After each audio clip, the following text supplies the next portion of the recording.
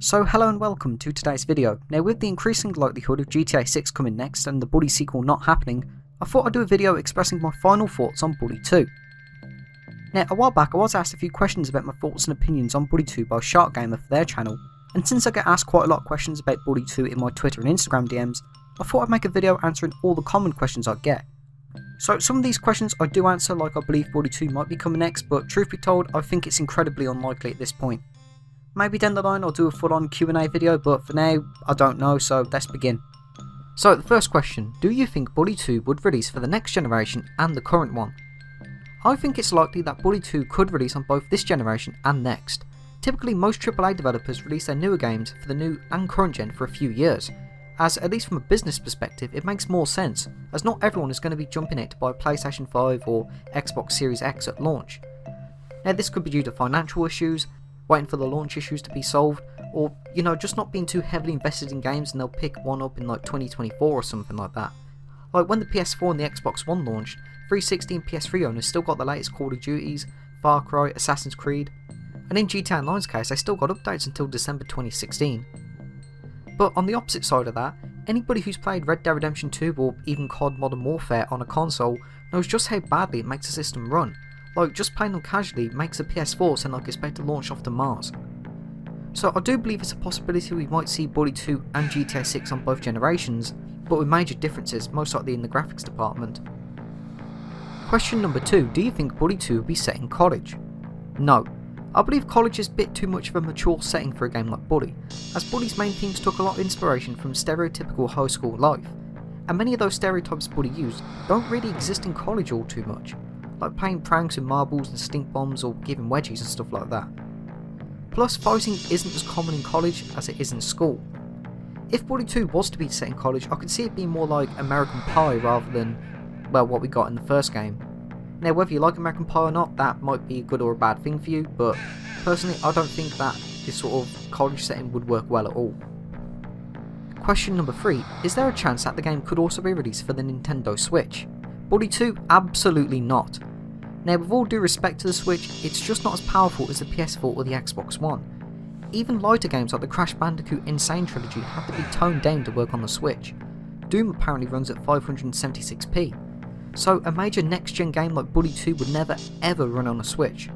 It's why it's very unlikely we'll ever see Red Dead Redemption 2 being on there.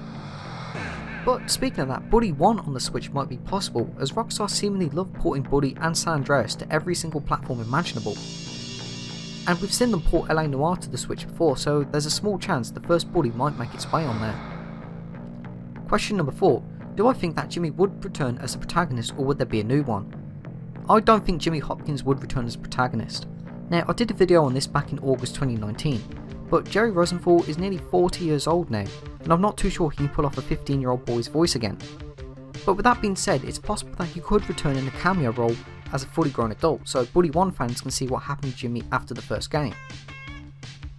Now alternatively, they could reuse Jimmy, but go the sort of Life is Strange Before the Storm route, where, well, in that game's case, Chloe Price was voiced by somebody other than Ashley Birch.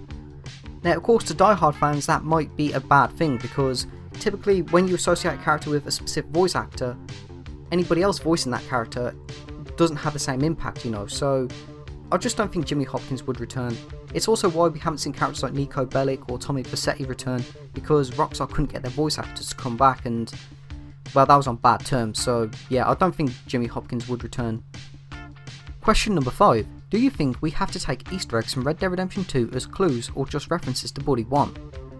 Now, I'd actually say both to this, because Rockstar seemingly love to leave hints to their games and there's a lack of GTA references in Red Dead Redemption 2, so it does seem a bit random. But at the same time, some of these are just hints. Like, in GTA 3 for example, there were billboards around the airport which said like, see you in Miami, which later on turned out to be the setting for GTA Vice City. So, it's possible that it could be, but I just think they're mostly references for now. Question number 6, do you want Bully 2 to be totally separated from the plot of Bully 1? I'd say it should go the GTA 4 route and be a semi-reboot of the series, as over 13 years have passed since Bully's first release, and most of our previous casts will be well into their 30s by now. I'd say go with a new story all the way, just with hints and references obviously. Question number 7, What is the perfect release date on which Bully 2 should release according to you? Any. As long as it gets announced, I'm happy. Question number 8. Do you want Bully 2 to have a cartoon style and design as if it were a comic, like the original? I'd like Bully 2 to stick to the exaggerated style like the original did, but I think with a Rockstar Advanced Gaming Engine it might be a bit difficult to, unless Rockstar purposely screw with the physics during the motion testing to make it more comedic rather than realistic. And we've sort of seen this in GTA 4 where the physics were really bumbly but also quite funny in a way. You know, like just gently nudge into somebody on the stairs and then go falling down them. But at the same time, we've seen Rockstar go for a much more realistic approach, especially in Red Dead Redemption 2 where the physics are much more realistic. I'd really like them to try and stick to the original, but yeah, I think it might be a bit difficult. Question number 9. Do you think there will be an announcement this year related to the game?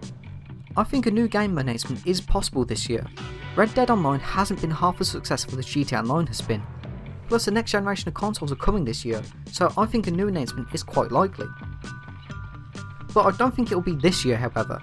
I think the earliest possible announcement we'll get will be 2021, as I cannot see Rockstar rushing their next game to be a launch title when next gen is just coming out for Christmas. I think what Rockstar will probably do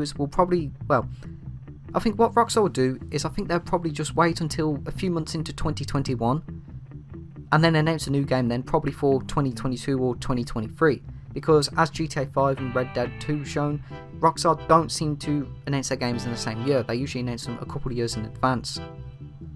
Question number 10. What could you say to people who are losing the hope that Bully 2 will happen? Even if GTA 6 comes next, I strongly believe we will see a Bully 2 eventually. There's been an insanely high demand online from it. How many times has a Bully 2 rumour made gaming headlines? And at least 2 or 3 times Bully 2 has been trending on Twitter worldwide. And every post Rockstar make on Twitter, it's always a mix of when's GTA 6, Red Dead 2 DLC when, and when's Bully 2 happening. We haven't seen this kind of demand for a sequel for any other Rockstar game outside of GTA 6. Like, yeah, there probably are people out there who want an LA Noire 2 or a third Manhunt. Personally, I'd love to see a second LA Noire. But the demand for those sequels has been absolutely minuscule compared to the demand for Bully 2. Now, capitalism, for all of its flaws and how much I don't like it, is all about making a profit, and seeing the demand for Bully 2, Take-Two or Rockstar must know the game will almost certainly be a top seller right away. I mean, nearly everybody watching this video will probably see Bully 2 pre-order now and would buy that as soon as we possibly could. It's shown to be a massive success with other franchises based off the name alone, and Bully 2 will almost definitely follow suit. Although seeing as most AAA games now take ages to develop, it's possible that if GTA 6 comes next, we might not even see Bully 2 until the PlayStation 6 comes out in the late 2020s. So those are my thoughts on Bully 2, hope you enjoyed and thank you for watching. And I'm going to redirect people to this video if I keep getting questions on Twitter about it, so yeah, thanks for watching and have a great day.